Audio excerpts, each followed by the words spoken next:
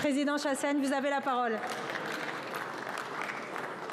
Madame la Présidente, Madame la Première ministre, des enfants, des femmes frappées par les bombes jetées sur les routes par millions, des centaines de milliers de civils et de soldats tués.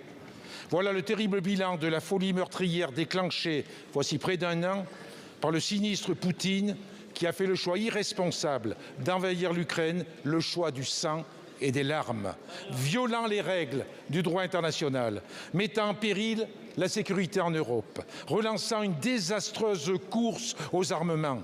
Ce constat implacable nous rappelle une évidence trop peu évoquée en ces heures de déchaînement de violence. Notre seul horizon doit être celui de la paix. Oui, la paix, sans que cette exigence ne puisse être perçue comme un signe de capitulation. Car il y a bien un agresseur, il est clairement désigné, et un pays en état de légitime défense que nous soutenons sans ambiguïté en lui apportant les moyens de se défendre pleinement. C'est dans ce cadre-là que doit continuer de s'inscrire notre engagement militaire, avec la volonté de ne pas devenir co-belligérant et de ne pas contribuer à une dangereuse escalade guerrière par la livraison d'armes lourdes offensives qui serait bien plus qu'un simple enrichissement du vocabulaire.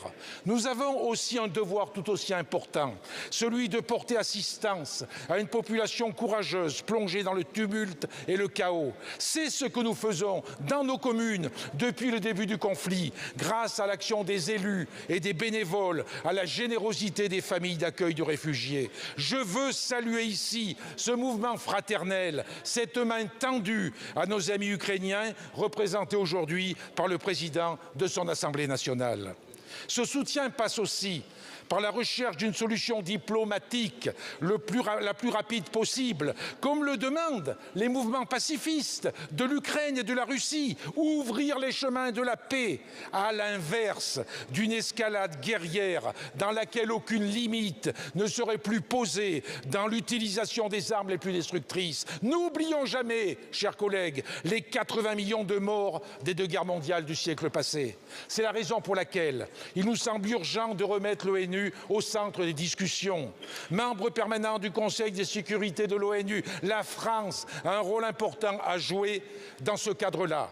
Madame la Première ministre, la France est-elle prête à engager des moyens diplomatiques plus importants auprès de l'ONU pour parvenir à un cadre de sécurité collective durable et acceptable par toutes les parties impliquées? Êtes-vous prête aussi à répondre favorablement à la demande que j'ai formulée avec mon collègue Fabien Roussel au nom du groupe de la gauche démocrate et républicaine pour que soit organisé ici même un débat sur la position de la France concernant la livraison d'armes?